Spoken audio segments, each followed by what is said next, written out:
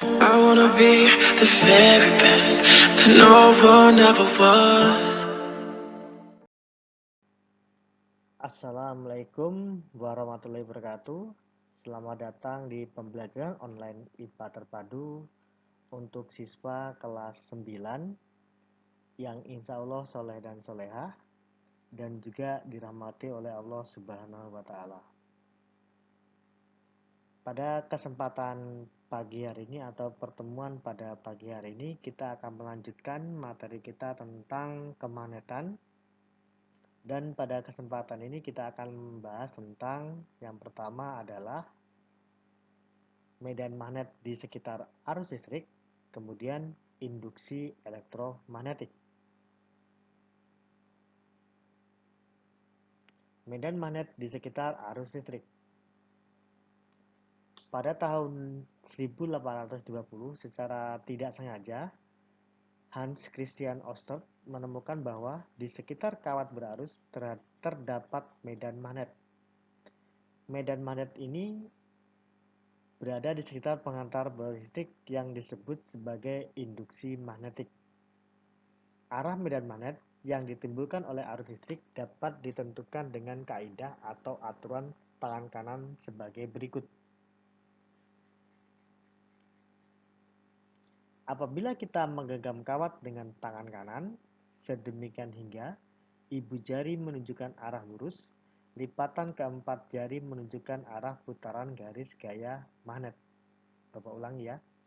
Apabila kita menggenggam kawat dengan tangan kanan, sedemikian hingga ibu jari menunjukkan arah arus, sedangkan lipatan keempat jari menunjukkan arah putaran garis gaya magnet yang ditunjukkan dengan gambar sebagai berikut.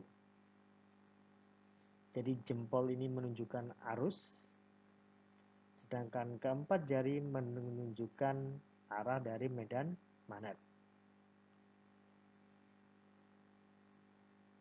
Kemudian, elektromagnet. Magnet juga dapat dibuat dengan cara meliliti besi atau baja dengan kawat pengantar yang dialiri arus DC. Magnet yang dibuat dengan cara demikian disebut elektromagnet. Dipilihnya arus DC atau arus searah karena dapat menyamakan arah magnet elementer pada besi atau baja. Ini gambarnya ya. Kutub magnet besi atau baja yang terbentuk tergantung pada arah lilitan kawat penghantar. Jadi kutubnya itu tergantung pada arah lilitan kawat penghantarnya. Kalau arah arus berlawanan dengan arah jarum jam, maka ujung A besi atau baja tersebut akan menjadi kutub utara dan ujung B akan menjadi kutub selatan.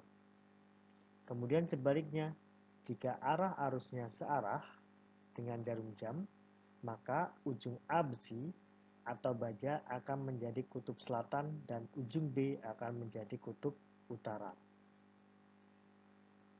Seperti kita tahu bahwa arus itu mengalir dari kutub positif ke kutub negatif. Maka pada gambar, kutub positif mengalir menuju ke kutub negatif atau arus positif menuju ke negatif. Jadi dari A akan menuju ke B. Ya, dari A akan menuju ke B. Maka dapat disimpulkan bahwa kita bisa menyimpulkan bahwa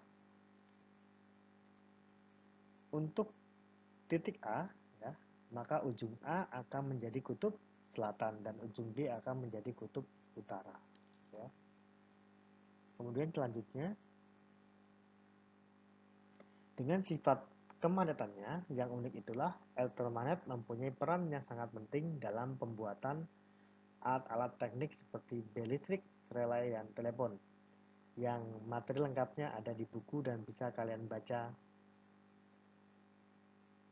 Kemudian, gaya magnet. Besar gaya magnet atau gaya Lorentz pada penghantar bergantung pada faktor sebagai berikut. Yang pertama adalah kuat medan magnet, besar arus listrik, dan panjang penghantar. Sehingga bisa dirumuskan menjadi F sama dengan B dikali I dikali L, atau gaya sama dengan kuat medan magnet dikali dengan besar arus dikali dengan panjang kawat penghantar. Gayanya adalah Newton, kuat medan magnetnya Tesla, kuat arus listriknya adalah ampere, dan panjang kawat penghantar adalah meter. Dengan contoh soal sebagai berikut.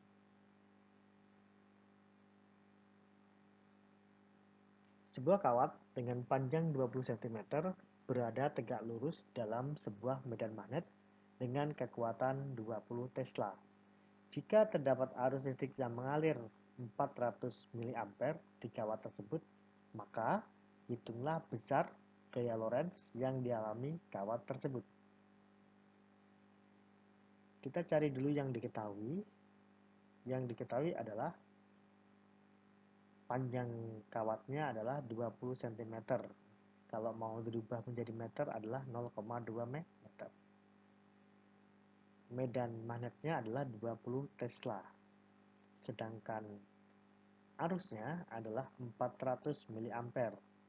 Untuk menjadi ampere kita bagi dengan 1000, maka menjadi 0,4 ampere. Yang ditanya adalah gaya magnetnya. Jawab F sama dengan B dikali I dikali L. B-nya 20 T, I-nya 0,4 ampere, L-nya atau panjang kawatnya adalah 0,2 meter, sehingga mendapatkan 0,16 Newton. Oke, selanjutnya induksi elektromagnetik.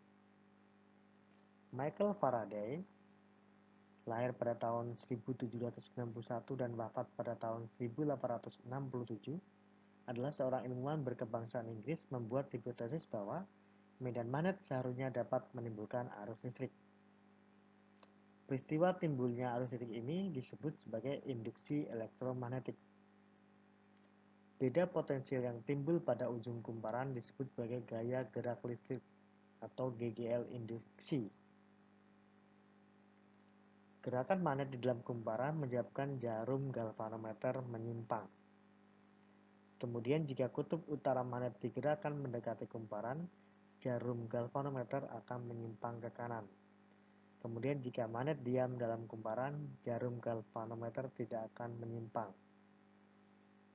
Kemudian jika kutub utara magnet digerakkan menjauhi kumparan, jarum galvanometer akan menyimpang ke kiri. Jadi tadi kalau di kutub utara magnetnya digerakkan mendekati, maka dia akan menyimpang ke kanan, sedangkan ketika kutub utaranya digerakkan menjauhi, maka dia akan menyimpang ke kiri.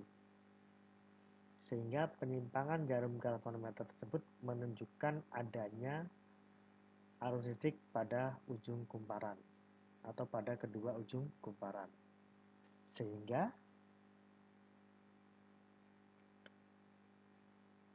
disebut alat tersebut secara sederhana dinamakan dengan generator, yaitu alat yang prinsip kerjanya berdasarkan induksi elektromagnetik. Alat ini pertama kali ditemukan oleh Michael Faraday. Jadi dari percobaan tadi, maka Michael Faraday menemukan yang namanya generator. Kemudian berkebalikan dengan motor listrik, generator adalah mesin yang mengubah energi kinetik menjadi energi listrik. Berdasarkan arus yang dihasilkan, generator bisa dibedakan menjadi dua macam, yaitu generator AC dan generator DC. Generator AC menghasilkan arus bolak-balik, sedangkan generator DC menghasilkan arus searah. Ini skema dari generator AC dan generator DC ya. Generator AC dan generator DC. Kemudian alat yang digunakan untuk menaikkan dan menurunkan tegangan disebut sebagai transformator. Transformator adalah besi yang dililiti oleh dua lilitan, yaitu lilitan primer dan lilitan sekunder, atau besi berlapis yang dililiti oleh dua buah lilitan.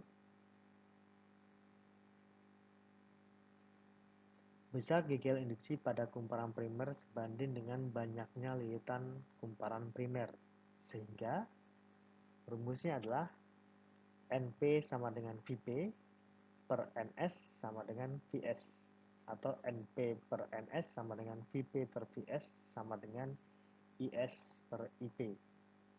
Atau kalau diartikan adalah VP itu adalah tegangan kumparan primer, sedangkan VS adalah tegangan di dalam kumparan sekunder. Demikian juga seterusnya. Artinya kalau S itu sekunder, P itu primer. Primer itu adalah ketika dia masuk, sekunder itu adalah ketika dia keluar. Atau primer itu masukan, sedangkan sekunder adalah keluaran. Dari jenis lilitannya, maka transformator itu dibedakan menjadi dua, yaitu yang pertama adalah transformator step up, yang fungsinya adalah untuk menaikkan atau memperbesar tegangan pada suatu sumber. Ciri-cirinya, tegangan di dalam kumparan sekunder lebih besar daripada tegangan di dalam kumparan primer. Kemudian yang kedua, jumlah lilitan pada kumparan sekunder lebih besar daripada kumparan primer. Dan yang terakhir, arus pada kumparan primer lebih besar daripada arus pada kumparan sekunder. Kemudian yang kedua adalah transformator step down. Fungsinya untuk memperkecil atau menurunkan tegangan.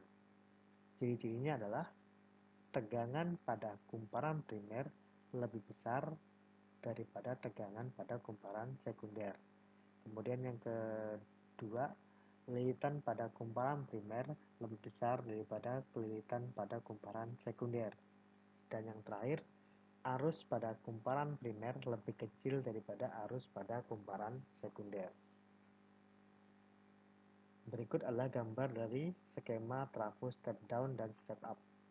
Bisa diperhatikan kalau pada trafo step down, kumparan primernya atau yang ada pada sebelah kanan itu lebih banyak ya lilitannya daripada kumparan sekunder. Sedangkan trafo step up, kumparan yang berada di sebelah kiri ya, dia lebih kecil daripada yang berada di sebelah kanan.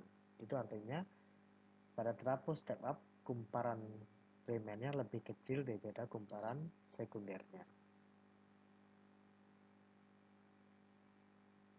Kemudian, efisiensi transformator diartikan sebagai perbandingan antara energi listrik kumparan sekunder dan energi listrik kumparan primer. Atau efisiensi sama dengan daya yang keluar dibagi dengan daya yang masuk dikali dengan 100%, atau efisiensi sama dengan gaya pada kumparan sekunder dibagi dengan daya pada kumparan primer dikali dengan 100%. Ingat kembali, daya sama dengan V dikali I. Jadi nanti kalau ada rumus tentang efisiensi transformator, tegangannya harus dikali dengan arusnya. Artinya kalau kita mau cari daya sekunder, ya tegangan sekunder dikali dengan arus sekunder. Jelas ya? Oke, kalau jelas kita akan masuk ke contoh soal kedua.